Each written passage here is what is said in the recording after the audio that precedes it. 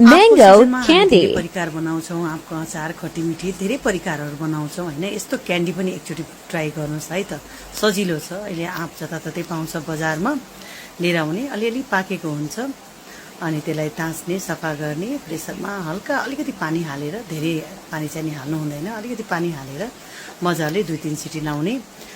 अनि यसरी त्यसमा चाहिँ नि पकाउँदाखेरि अलिकति हामीले एउटा चाहिँ नि अब दालचिनीको स्टिक राखिदिने, अलिकति मरिच धुलो चाहिँ होइन, गेडा मरिच राखिदिने। अनि यसरी हेर्नुहोस् न, पकाइसकेपछि अनि हामीले छान्नुपर्छ, छान्नेमा ग्राइन्ड गर्नु पर्दैन। यसरी छानिसकेपछि अब त्यसमा भएका रेसाहरू अरू पनि सबै कुराहरू निस्किन्छ, सफा गरी त्यसको पल्प मात्रै आउँछ। अनि यसरी आधा मात्रा जति अब आँपको पल्प छ त्यति नै, अब अलिकति कम हाल्नुहुन्छ भने पनि हुन्छ, जस्तै तिहाई हाल्दा पनि हुन्छ, त्यसरी हाल्ने र पकाउने। गुड हाल्दाखेरि चाहिँ अलिक चिपचिप हुन्छ, त्यसले गर्दाखेरि चिनीले नै बनाउनु होला, गुडले चाहिँ नि अलिक बिग्रिने डर हुन्छ। अनि यसरी पकाउने, उमाल्नुपर्छ, अनि राम्ररी पकाउनुपर्छ। पकाइसकेपछि अनि यसरी चिनी हाल्ने।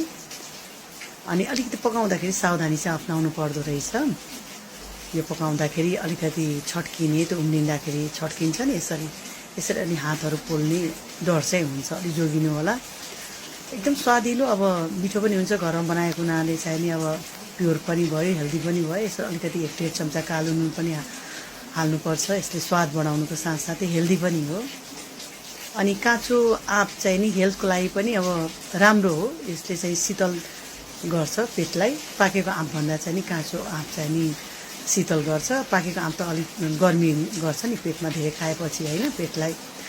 अनि यसरी थालमा चाहिँ अलिकति घिउ ग्रिज गरेर अनि यसलाई फैलाइदिने।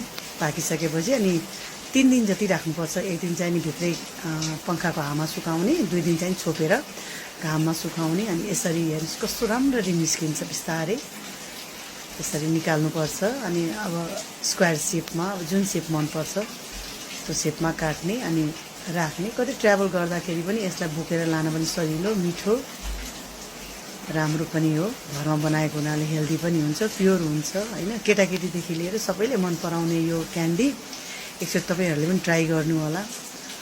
अब 3-4 महिना त केही पनि हुँदैन, फ्रिजमा राख्यो भने त वर्ष दिनै जान्छ। मैले पोहोर बनाएको अहिलेसम्म पनि छ मसँग, यो चाहिँ यही सिजनको हो। यसरी कस्तो मिठो पनि हुन्छ, मुख रसाउने।